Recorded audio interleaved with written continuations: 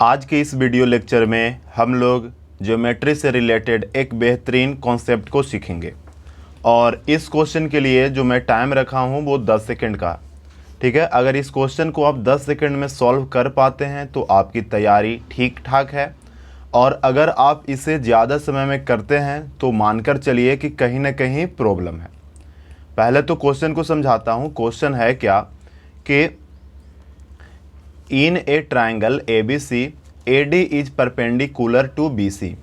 O is any point on AD such that AB is equal to 9 cm, AB is equal to 3 cm, OC is equal to 7 cm. Then find the length of AC. तो यहाँ पर अगर इस question को explain करें figure बनाकर तो यह फिगर कुछ इस तरह से बनेगा। जैसे सबसे पहले आपको एक ट्रायंगल ABC बनानी है, तो यहाँ पर हमने एक ट्रायंगल ABC बना रहे हैं। ठीक है, चलिए अब यहाँ पर इसका तो पहले नाम मेंशन कर देता हूँ। यह ट्रायंगल हो गया ट्रायंगल A, यह हो गया B और यह पॉइंट हो गया C। साथ ही बोला गया था कि AD is perpendicular to BC, यानी एक लाइन आपको AD ड्रा करनी है जो BC पर परपेंडिकुलर हो। तो सबसे पहले हम A से BC पर एक परपेंडिकुलर लाइन ड्रा करते हैं। अब ये जो पॉइंट है यह हो गया AD, और साथ ही बोला गया कि O is any point on AD, तो आप AD पर कोई भी पॉइंट आप ले सकते हैं। तो यहाँ पर ये मान लो कि AD पर यह जो पॉइंट है इसका नाम है O। अब आपको ड्रा करनी है OB और OC, तो हम B से O को ज्वाइन करते हैं, फिर O से C को ज्वाइन करते हैं।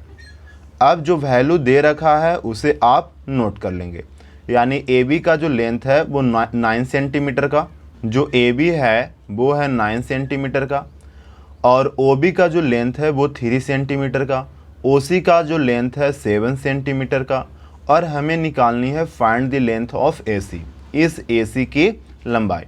अब आपके पास जो टाइम है 10 सेकेंड। 10 सेकेंड इस क्वेश्चन के लिए भी काफ़ी हैं। तो अगर इस 10 सेकंड के भीतर में आप इस क्वेश्चन को सॉल्व कर पाते हैं तो सही है, आपकी तैयारी ठीक ठाक मानी जाएगी। चलिए, टाइम समाप्त हो गया। अगर आपका आंसर अब तक आ गया है तो मानकर चलिए कि आपकी तैयारी सही है। चलिए अब मैं इसे 10 सेकंड में सॉल्व करके दिखाता हूँ। तो यहाँ पर देखिए, सॉल्व करने का जो बेस्ट मेथड है, आपको क्या करना है कि 9 square plus 7 square is equal to x square plus 3 square. अब 9 का स्क्वायर करोगे 81, 7 का स्क्वायर करोगे 49, 3 का स्क्वायर करोगे 9।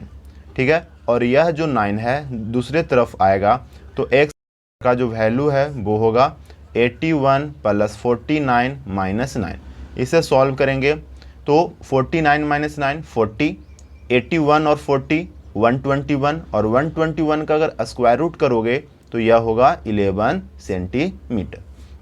तो आप मान के चलो कि बस ये आपको सेट करना है। इससे सेट करने के बाद हम डायरेक्ट ये भी कर सकते थे। ठीक है, तो आप मान के चलो कि इसमें ज़्यादा से ज़्यादा 5 सेकेंड लगेगा। ठीक है, क्वेश्चन पढ़कर फिगर अगर हम बना लिए तो उसके बाद का जो टाइम लगेगा वो 5 सेकेंड लगेगा। अब हम यहाँ पर समझेंगे कि ऐसा मैंने क्यों किया वो।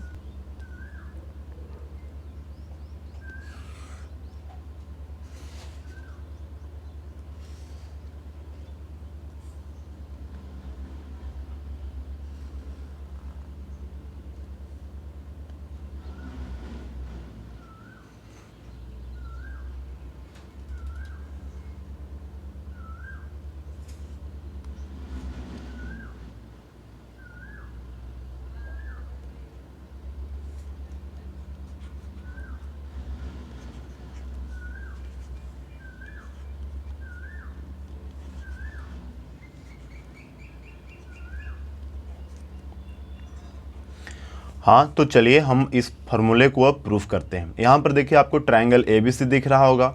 इस साइड BC पर A से परपेंडिकुलर हमने AD ड्रा किया, फिर AD पर एक पॉइंट हमने O मान लिया, फिर B से O को ज्वाइन किया और O से C को। AB का जो लेंथ है वो A यूनिट का, AC का जो लेंथ है V यूनिट, और OB है जो C यूनिट, और OC है जो D यूनिट। तो आप यहाँ पर देखेंगे सबसे पहले आपको एक ट्रायंगल दिख रहा होगा, triangle O B D. Triangle O B D, इस राइट एंगल ट्रायंगल में अगर हमने ओ डी का जो लेंथ है x यूनिट मान लिया, तो पाइथागोरस थ्योरम से बी डी का जो लेंथ होगा वो होगा √c² माइनस एक्स स्क्वायर। अब हम चलेंगे ट्रायंगल ओ डी सी में। इस ओ डी सी ट्रायंगल में ओ सी मेरा हाइपोटेनस है, ओ डी है जो परपेंडिकुलर है। अगर यह बेस मुझे डी सी निकालनी है तो डी सी की जो लेंथ होगी पाइथागोरस थ्योरम से √ hypotenuse square minus perpendicular square. तो ये हमने बी डी और डी सी निकाल लिया।